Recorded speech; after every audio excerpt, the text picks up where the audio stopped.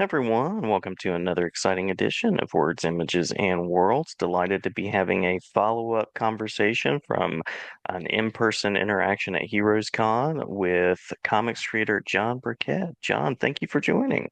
Oh, thanks for inviting me. Of course, of course. And I love the books that we're representing here. Lots of graphic novels. I see some Mike Allred back there, some Batman collection, some Akira. So we Oh, have yeah, some wonderful fandom happening. yeah. I've been kind of collecting quite a few graphic novels and omnibuses and all these things over the last few years. Just trying to catch up. But yeah, a lot of the stuff that's on the shelf, unfortunately, I haven't gotten to yet. But that's the plan. A good to be read pile. That's the goal. That's the dream. Absolutely. Yeah. I have my own stacks around here, so I totally feel that.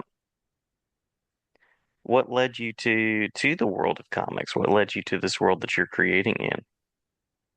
Well, I think well, you know, back when I was a kid, you had comics in more than just the comic book shops. You had them in like the toy section of, Fred Meyer was my local, like sort of all-in-one grocery, store. So I'd go to the toy section and, you'd see like a bag of three Transformer comics or Avengers comics or something like that. So I think that that's probably the first place I picked up comics was in the toy section of the store. And ultimately, that was like the first comic that I collected was, of course, the Transformers comic because I was a big fan of the toys and everything, and that they kind of went hand in hand back then, the marketing, the toys, and the comics and the cartoons. Um, but I think also pretty much about the same time. Um, my dad had always been a fan of Mad Magazine, and I Mhm. think that he shared that love of Mad Magazine with me. And I think it was pretty soon after he shared that with me that I had a subscription to Mad Magazine. So, Mad Magazine and Transformers is kind of where it started for me. Um, yeah, but I have to say though, I haven't been much of a like a comic book collector. I think probably, growing up and through my teen years, I didn't have, long boxes full of comics. I think at the most I ever had was, two or three short boxes of comics. I liked what I liked, and I think that, especially when I was in high school, I was collecting books where the artists really appealed to me because I was drawing a lot and was dabbling in trying to make my own comics. So I think that's, as far as collecting goes, it's only been the last 5 or so years that I've really kind of tried to fill that gap in my knowledge of the comics that I feel like I need to kind of read. So Oh, that's where all these, omnibuses and graphic novels have come from, just the last five or so years of collecting. nice, nice. Any particular direction you've gone in your collecting? Anything that has kind of moved to the top of the heap? I don't know. It's pretty eclectic. Like you said, I've got the Michael Allred stuff. I'm a big fan of Madman. One of the first interactions I had at a con was with Mike Allred back in I think it was like 92 or 94. And I bought one of his graphic novels there. Um, and I think a lot of the fandom it has come also through interactions with people that I collaborate with, and they have suggestions but yeah, it's pretty much all over the place. I collect a lot of like 2000 AD is one of my favorite Oh, comics, and I really am a big fan of Judge Dredd and Rogue Trooper and ABC Warriors and those stories um, but yeah, I've got Batman and Swamp Thing and manga. It's kind of all over the place, and I kind of just jump. I'll read something for a period of time, whether it's Judge Dredd, and then I'll jump to something completely different, just to mhm. mix things up and yeah. So I don't know if anything's like really at the top. It's just kind of all over the place. And if I hear about something great, I'll collect it. And of course, I'm always buying stuff from my indie or trading for my fellow indie creators. So I've got that stuff that I really appreciate and like to read too. So. I was going to ask about your inspirations. Anything among that you would count, or any particular creators, figures that stand out? Yeah, I mean, so um, in high school, that was when you had for me, I was in high school in the '90s, so you had Mhm. creators like Todd McFarlane, Rob Liefeld, Jim Lee, the sort of like the big names of the '90s, Mark Silvestri. And so I think like when I really started looking at and analyzing the art that was being made and trying to figure out how to make comics myself, I think Todd McFarlane was probably the biggest influence at that time. Like I really got, I loved all the detail and the kind of quirkiness and the way he would bend his Spider-Man through space and all the superfluous webbing all over the place. Like I really went for those over the top visuals, and I think that that kind of inspired what I wanted to do. Of course, you could never match that back in the day, but I think that that was something that sort of fueled my um, excitement for making comics. Um, and but of course, also at the same time, I still had appreciation for the Mad Magazine stuff. Like I was a big Jack Davis fan and Mort Drucker fan, and just the expression and the character. And of course, later I would come to discover the work that artists like Jack Davis did for EC Comics and the horror stuff, which completely blew my mind, and that opened up a whole new world for me as well. Um, so my interests can be pretty varied, and again, I've discovered artists in the last few years who I really like, or ones that I'd known about but really hadn't done a deep dive into their work. Artists like Bernie Wrightson and Richard Corbin and Filipino artists, Fredo Alcala, Rudy Nebres and Nestor Redondo. Like those are artists that I also like to look at. And I think again, it tends to be artists that are um, like I really appreciate their draftsmanship or the amount of ink they put on the page, or just an expressive quality that they have in their work that appeals to me. So Yeah, yeah. Now you're responsible for a book called Feral Star, so please tell us about the creative spark there. How did that come to be? sure. So I should say that I wanted to create comics in high school. And of course, back when I was studying art and going into college, they really didn't encourage or didn't have a support system or curriculum for that sort of thing.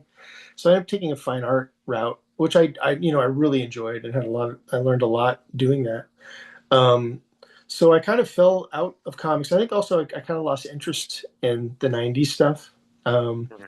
so I went through an undergraduate degree in fine art and then ultimately went through a master's program in Boston and was teaching.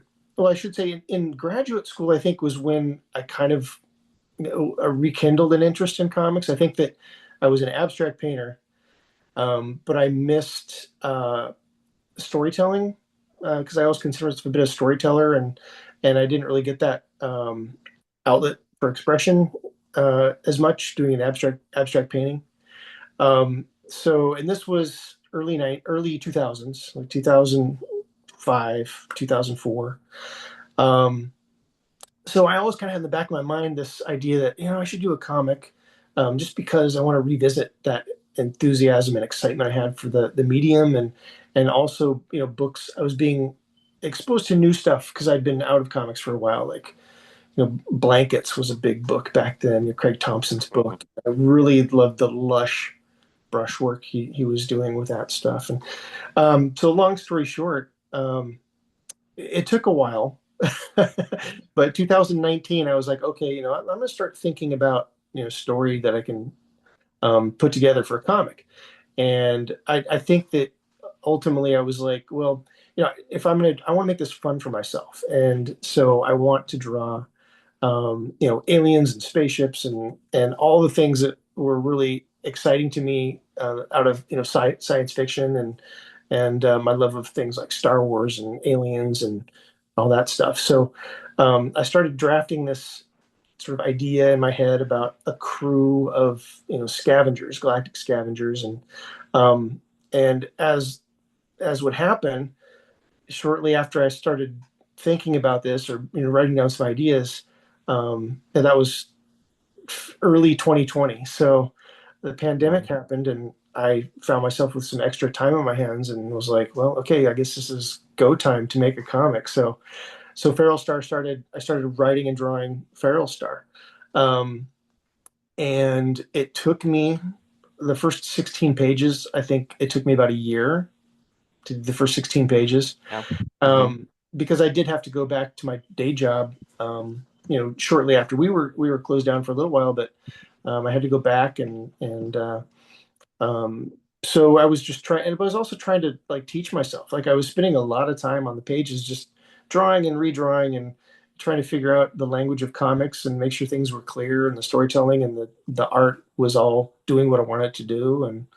Um, and then I think it was, probably I think it was 2022 when I put together when I was finally able to print my first mini comic for what became Feral Star Zero, and got that into some local shops and was mailing out copies to people that were interested, friends that I'd made and collaborators and some Facebook groups and things like that. So yeah, that's kind of where it came from. Cool, cool. For readers that are uninitiated, anything that you'd like to say about sort of the backstory, the general premise?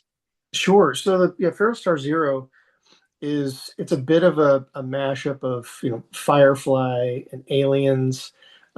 It's a crew of galactic scavengers who are just trying to make their way in sort of the farthest reaches of a distant galaxy. So it's kind of like the Old West or the frontier of this galaxy. So things are a bit lawless, and they stumble across this abandoned mining outpost, Hmm. and they have some encounters there that make things a bit of a challenge.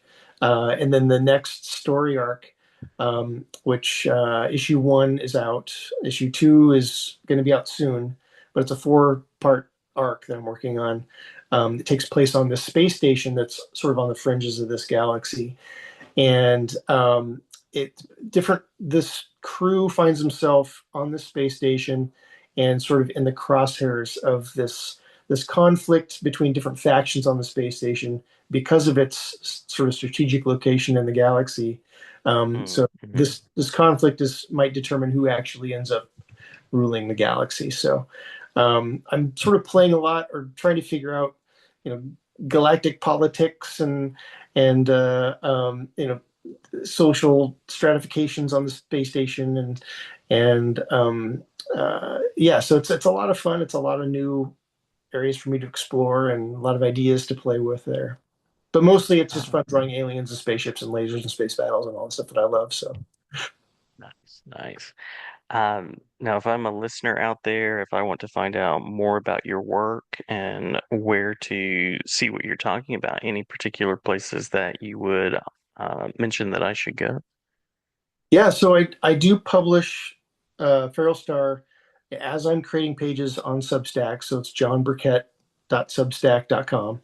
And you can see Feral Star there, but I also post other updates like con appearances and things like that. And also, if you want to buy Feral Star One, you can buy it from the Cosmic Lion Productions website. So Cosmic Lion, Eli Schwab, is my publisher, and his company is Cosmic Lion Productions. You can go there, buy Feral Star One, and Feral Star Zero is my self-published comic, and you can buy that from my website, which is www.johnburkettstudio.com. So, Wonderful, wonderful. Did we miss anything that you want to make sure to include before we close out? um, well, let's see. I have a con appearance coming up in a little bit, Rose City Mm-hmm. Comic Con in September. So if you're in the Portland area, definitely stop by and say hi. I'll be there. I think I'm also going to be at Grit City Comic Con in Tacoma. I'm Portland based, Portland, Oregon, so I try to hit the local cons when I can, when I'm invited or get accepted for a table. Um, and yeah, again, hit up my Substack for all the latest news, and you can find me on Instagram. John Burkett Studio on Instagram. And yeah, always willing to chat comics and share my work there. So Wonderful, wonderful. Well, many thanks for the talk.